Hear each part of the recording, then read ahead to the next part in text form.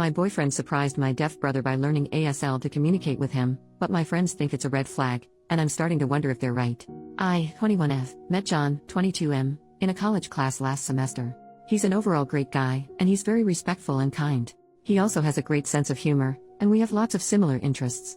We've been friends since then, and we've started dating this July. He's the first person I've ever dated in my life.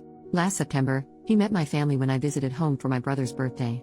My brother, Trev, 19M, has been deaf since birth, so my whole family communicates with him either through sign language, Trev's lip reading, but we still just sign his reflex, or through text. During our small celebration at home, it was clear that my parents liked John.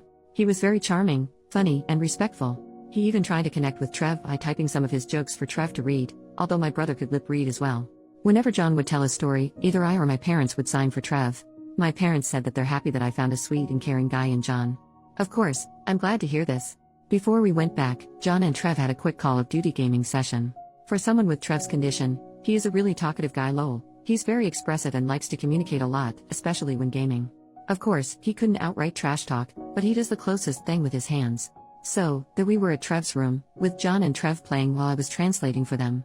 I was laughing way too hard because Trev was trying his best to trash talk John, like saying he's weak and trying to say all these expletives, but I'm trying my best to tone it down for John. Meanwhile, I'm also translating John's instructions and strategies for Trev. Also, because this was the first time John met my family, he was saying all these praises to Trev like good job or we can do it better next time, although I know that deep inside, he also wants to trash talk my brother. The two of them got along pretty well, and they've been having some online gaming sessions since then. 2 weeks ago, John visited home along with me again for my mom's birthday. There, he surprised everyone, including me, by communicating with Trev through ASL. John was still at the alphabets, some basic words, and some rehearsed phrases, but we were all delighted that he even made the effort. Trev's face lit up, and I've never seen him happier having a new long-term friend with low communication barriers. Apparently, John had been watching some YouTube tutorials and got a free subscription to learn ASL. The two of them had a gaming session again, and this time, John and Trev could communicate more directly.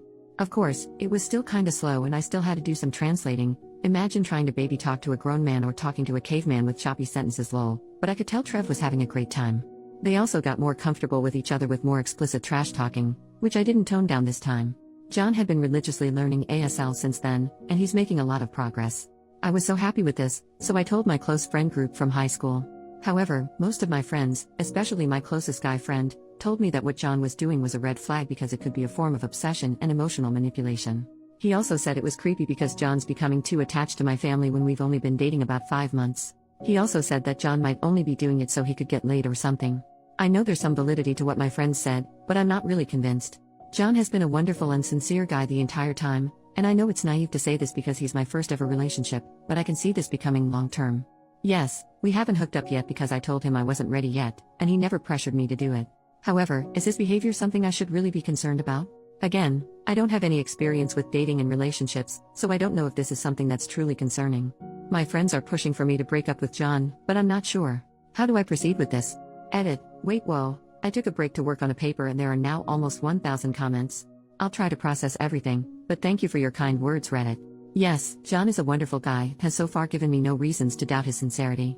It's only my friends who planted the seeds in my mind since they've all had experiences with dating and relationships, so the pressure kinda got to me. Thank you for all your insights.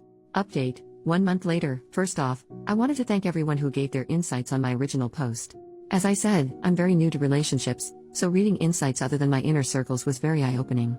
To begin, many Redditors said that my high school friends are conniving, untrustworthy, and ableist people who never bothered learning ASL despite knowing me for a long time. I take accountability for this. I'm not saying they're blameless, but it's not entirely their fault. For some context, our family moved to our area when I was in senior year of high school due to my dad's job.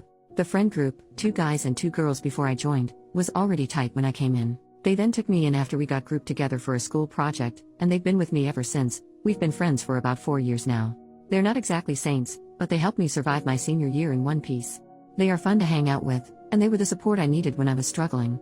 Also, during that time, my brother was having an especially hard time adjusting because of his disability, so my friends never really saw Trev a lot. To be clear, I was never ashamed of Trev. It's just that whenever my friends came over, he either locked himself in his room or was in a different area with his tutor and never really interacted with us. Whenever he does come out, he's really shy and awkward, so my friends mostly just get glimpses of him. By the time Trev became more comfortable in our area and found his own circle, my friends and I had already graduated from high school and don't really hang out regularly anymore. They're friendly and polite with Trev, but then again, they never interacted as much to the point of them actually needing to learn ASL for him.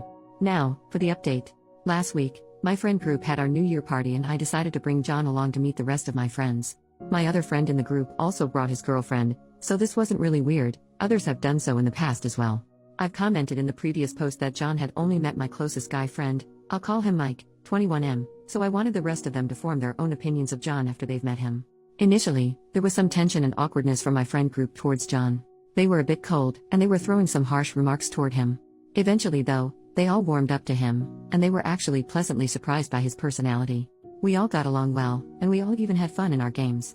However, I could tell that there was still awkward tension coming from Mike towards John and the rest of our group. He was throwing meaner jokes more than usual and he's kind of isolating himself from the activities. The day after the party, I had lunch with my closest girlfriend Sophie, 21F, to clear the air because I could tell that they could also sense something was off. A lot of Redditors speculated that Mike had a crush on me and was jealous of my relationship with John. Turns out, you're all 1000% correct, but it's a lot more complicated than that. Apparently, Mike has had a crush on me since our senior year high school. However, he's known in our school as a notorious ladies' man and had a new girl with him almost every month. This got exponentially worse during college. He had different hookups almost every night, and he even had a pregnancy scare with a girl last year. I knew about all of this because he bragged about sleeping around every time we meet up. What I didn't know was that the entire time, Mike has been making up fake stories about me and him. Sophie told me that apparently, Mike and I had a pact that if we were still both single when we're 30, we'd marry each other. Also, he told our friend group that we hooked up after graduation and that he took my V card then, so he's my special person, whatever that means. He also told them that we've been secretly hooking up consistently throughout college. For context, Mike and I go to different universities that are just about 30 minutes apart. Lastly, Mike told them that I said I'm in love with him. He told our friends not to tell me anything so I don't get embarrassed or upset since I have this image of being somewhat of a prude. Mike also told our friend group that when he met John, he thought that John is a total jerk who has been manipulating me and taking advantage of my innocence and naivete. He said that John had been forcing himself into my family and is driving a wedge between me and my friends. Mike also said that after he had lunch with me and John, he tried to convince me to stay away from John because he's not a good influence on me, but John had effectively brainwashed me. This explains why my friend group was already so antagonistic towards John when I told them about him. For the record, none of what Mike said was true. There was no pact, we never hooked up, and I have never been in love with him. After that, Sophie and I asked the rest of our friend group, except Mike, to jump on a FaceTime call with us. They all shared different versions of what Mike told them. There were a lot more, but I disputed everything. We were all collectively shocked about everything that we learned that day. They apologized for their behavior towards me and John, and I told them I understood given all the lies fed to them by Mike. Then, everyone agreed to kick Mike out of the friend group. Sophie suggested that maybe we could have an intervention for Mike first, but I just said that I didn't want anything to do with him anymore. The rest of the group agreed, so we're essentially cutting him off. Sophie said she would still talk to him just to inform him of everything that happened, but I really just wanted to distance myself from him entirely. Now, it's been a week of being Mike-free.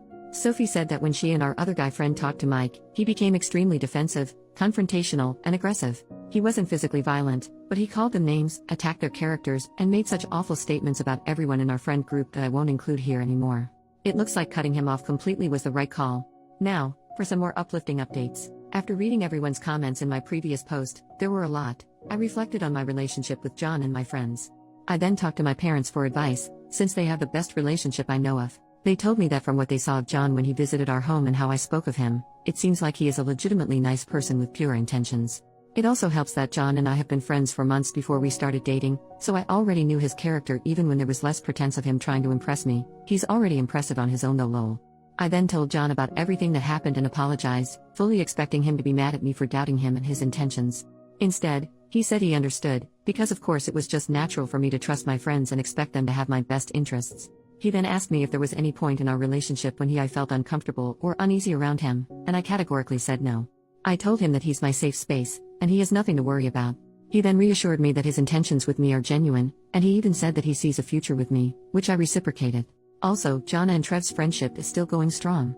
Trev has participated in one of John's D&D sessions with his friends, and John and I both acted as the translators. We were delighted to see that most of John's friends already know ASL alphabet. Apparently, they had even included it in the lore of their D&D campaign. Also, Trev had been asking John some tips for working out and getting fit lately since they have the same body type but John is more toned. One of his brothers is a fitness instructor. Also, I met John's family for the first time for their annual get-together. It was super fun. There were games and contests. Also, I wasn't prepared for it, but apparently, since their mom is a theater performer and their dad is a music producer, it was their family tradition to have a talent showcase. They gave me a pass this time, but they told me I should prepare something impressive for next year lol. John and his brothers performed Bye Bye Bye Bye in sync, in full Deadpool, Wolverine, and Captain America costumes, while his sisters and their husbands did Defying Gravity from Wicked. Their parents did a medley from The Sound of Music. It was a total blast. I felt their family's warm welcome, and they really treated me as one of their own. I could see where John got his good values and looks from, though I think I need to start taking voice and dance lessons to keep up with them lol. So, that's it for this update. My relationship with John is stronger than ever, and I finally know who my true friends are. If you've made it this far, thank you so much for your time. Happy New Year to us all.